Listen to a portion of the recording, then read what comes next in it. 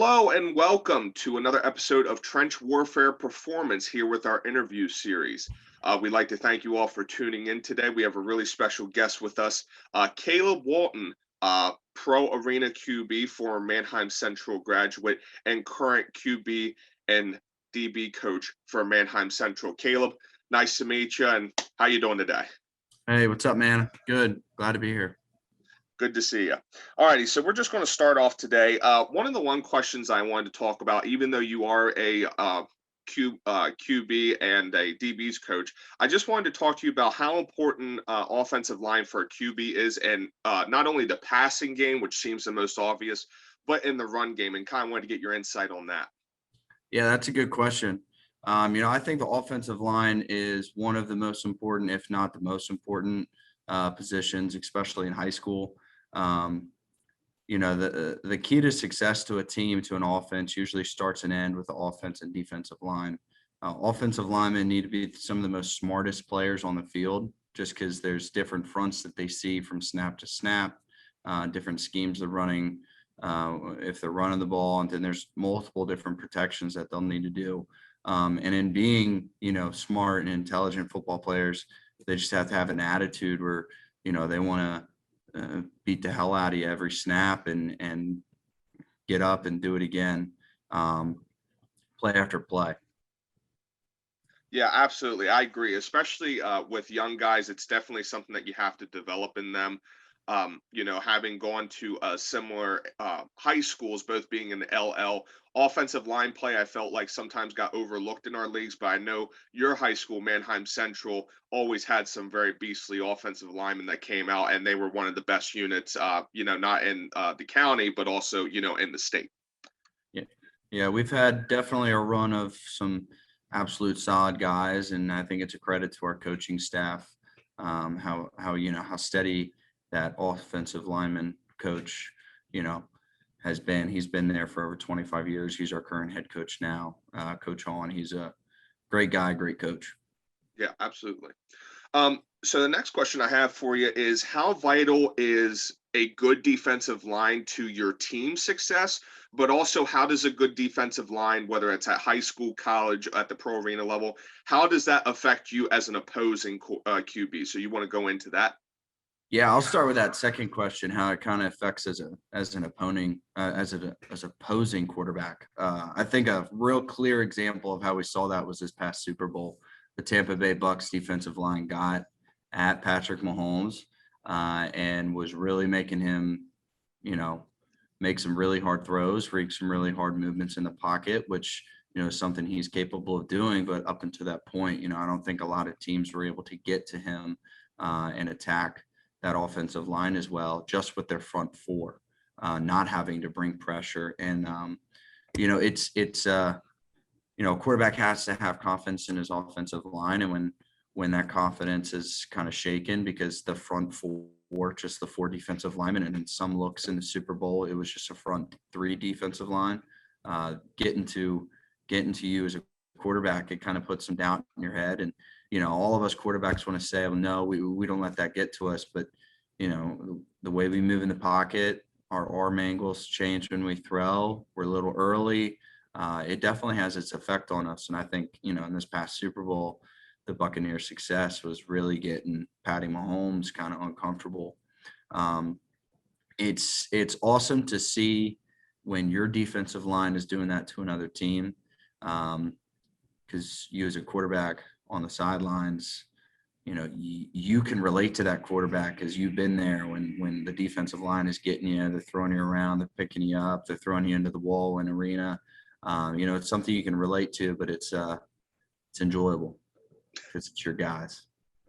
Yeah, absolutely. And I think whether you're talking about the offensive or defensive line, a lot of people overlook the position just simply because, they might not necessarily be the one that's making the great play or trash talking.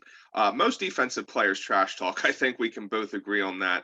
But definitely in the trenches, I think people definitely overlook that because, with our society, instant gratification, we want to see stats, we want to see big plays. And for line play, it often takes a little bit. So I can definitely see that there. So the next question kind of goes into coaching. So how important is player development from a young age? And when do you think linemen specifically should start doing like specialized training slash drill work? Because one of the reasons I started trench warfare performance was because if I would have gotten some more one-on-one coaching, whether that was from my high school coach or from anyone else, I definitely feel my game could have been elevated. And I also think that's important to develop our young offensive and defensive linemen, because they generally tend to be like the, chubbier, unathletic kids. They're not quite as self-confident, and it takes some time for them to build into that. Whereas, if you have a wide receiver or QB, you know, they're the ones that are generally the better looking, the good athletes, that sort of thing. So I wanted to start this to try to build people. So I want to get your insight from a coach's perspective when you feel would be a good time to start with some of these young prospects. Oh yeah, I definitely, being a quarterback, but still, at a young age, I started playing football at seventh grade, which is kind of later than, a lot of people, especially Manheim, because we have it, at second grade. So that decision wasn't up to me. But, I think if I had a little bit more one-on-one training too, that could have really helped me. And I think, player development and using sports specific exercises or position specific exercise and drills, that's extremely important. And it can, really take an individual skill set to the next level.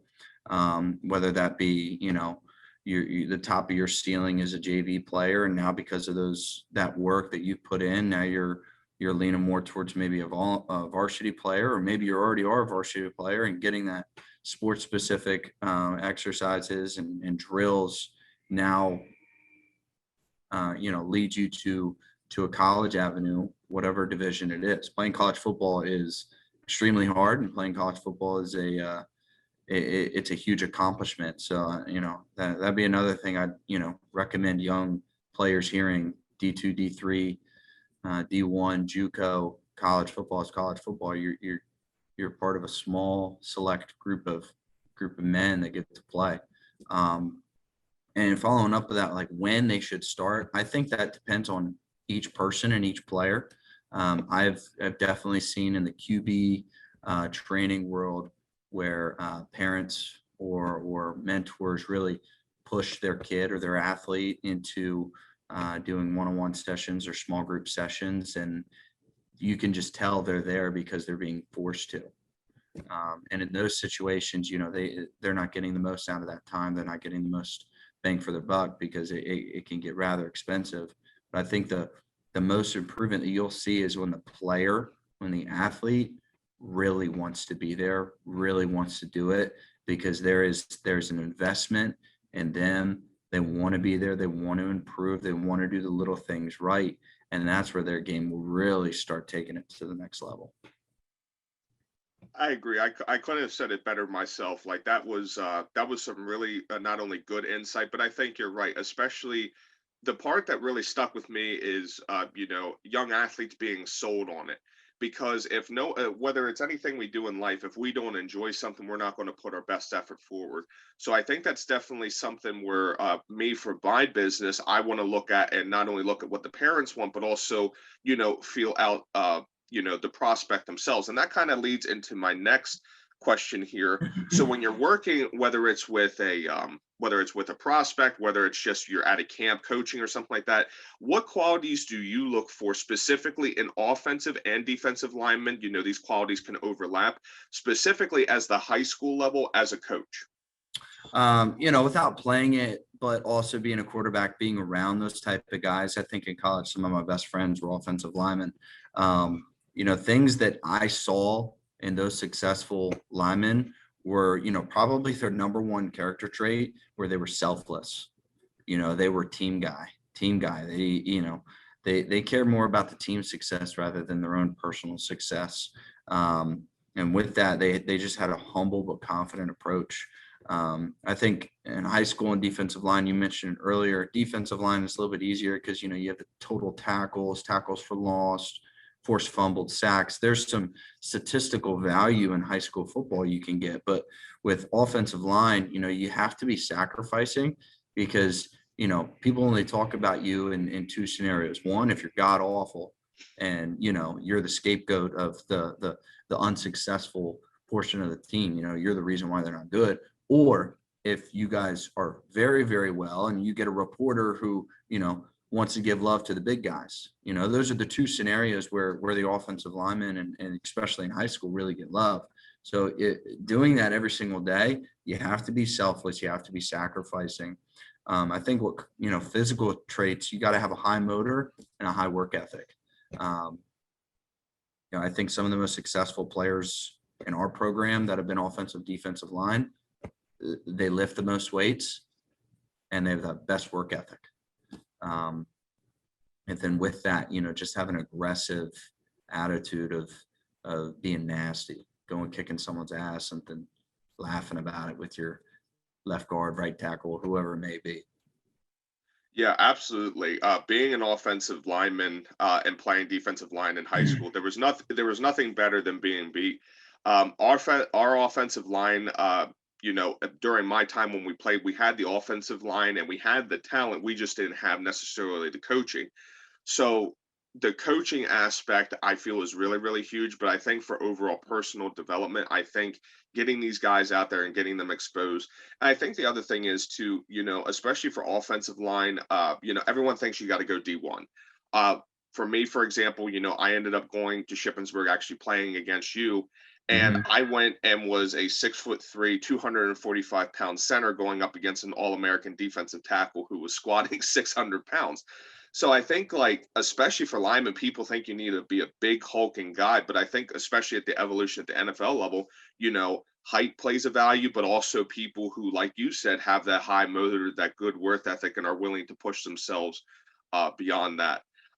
So that's something that I really look into as well. So I just wanted to also touch base from our playing standpoint, just so that way the audience knows Caleb is actually my quarterback and I him as center. Um, from your perspective, from me kind of coming up and being an unknown, how does that kind of affect the mentality of not only a team having someone like an offensive lineman, not necessarily myself, but having an offensive lineman who's there and is grinding, and more importantly, doesn't lose, his crap when, something goes wrong. You know what I mean? Yeah, no, I think when, any position new player comes in, there's that point where you give them the utmost respect and you trust them, and then it's how that trust and that respect goes from there. If they're making good decisions, you see them working, it's just building and adding to, for me as a quarterback and you as a lineman, it's building and adding to my confidence level with you, my trust in you. And there's nothing like, coming to practice, coming to work, working together, see you sweating, see me sweating. There's nothing that can replace that sense of bond that sports, especially football, really brings into relationships. Yeah, no, I 100% agree. And I definitely feel like, making sure that, especially young athletes, because I know a lot of people, think like NFL or bust or something like that, but there's a lot of avenues for people to go and play, such as arena football, pro arena football, semi-pro. There's a whole bunch of avenues out there, and I wanted to talk to you specifically. Last question: why do you think offensive and defensive line tend to be the one position that most post NFL teams generally have a hard time filling, in your opinion? I think it's because the position asks a whole lot. Like I said, sacrificing, selfless. You get to a point where you want to be a pro, but then now you're not getting treated like a pro. You're not getting, the small things that, money, incentives. I think that's where it's really hard, maybe at, the lower levels of professional football and semi-pro professional football. Those linemen, they kind of get to a point where they're like, okay, I've been sacrificing and sacrificing. I've been selfless for a long time. I think a lot of them sometimes kind of turn and it's not a bad thing. They do things that they want to do. A lot of my former college linemen, in college, they were bigger guys, close to three bills. And now I look at them and, they've lost a ton of weight and they look like a totally different dude, but they finally have been able to get in shape the way they wanted to, not the way the football position required them to be. So there's nothing more rewarding than, seeing some of my big guys turn into some skinny guys. One of my favorite offensive linemen, Shane Rafter, played in New Jersey, went to Temple, transferred to Lock Haven. He was 6'5", 6'6", easy in the low 300 pounds. Now you look at him, he's as big as me. He's a cop, and it's just amazing to see what he's done post playing for his health. Yeah, absolutely. And I love how you touched on the health thing, because a lot of big guys, they don't necessarily take that into account. I think the way the game is changing more at the pro levels, you're seeing more of that, but definitely at the, pro level below the NFL and the semi-pro, that's definitely a big thing. And, like you said, the love for the game definitely keeps driving people. And, overall, everything that we discussed in this meeting has not only been great, but the big thing that I'm trying to do, and I think you touched on it great, was make sure that we're developing really not only great athletes, but great men. Because at the end of the day, the game will end for us all. And for you, you went on to end up being a coach and passing on your knowledge to the young players and seeing, someone as successful as you. A lot of those young guys are going to be like, wow, if he did that, what can I do? I think that's a really important thing. And on top of that, you're very knowledgeable with the game and you've gone far and are continuing to going far. And I know with the upcoming season, with COVID and everything, we're still chasing a championship. I think that not only weighs heavily on your mind, but I think overall as a team, and that's something that the offensive and defensive line sometimes get overlooked as. But the main reason I'm doing these interviews is to get other people's opinions about offensive and defensive lines. So that way people know like, hey, this is a valuable position. We appreciate you. And so that way they get the recognition. I think you see that a little bit in the NFL and the pro levels too, because people are talking more and more about the offensive linemen. They've kind of talked about the defensive linemen, but now you're talking about like how the offensive line is making a backside block or something like that. And I think as offensives get more valued, offensive linemen will come more forward. But then you have freaks like Aaron Donald, J.J. Watt, some of those guys who are there to disrupt and making even larger top dollar. So I think it's just really cool to look at.